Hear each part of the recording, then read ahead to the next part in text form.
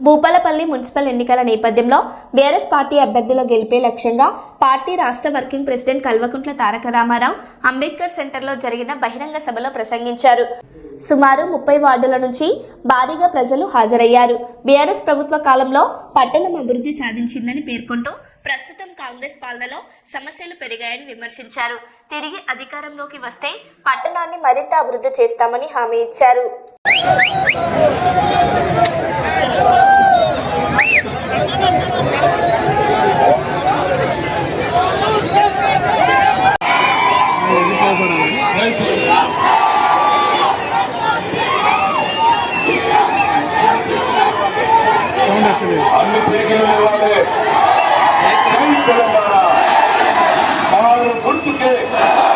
అక్కడ టాకీస్ లో కూర్చున్న కూడా కారు గుర్తుకే ఇక్కడ శాసన మండలిలో మన డిప్యూటీ చైర్మన్ గౌరవ పెద్దలు.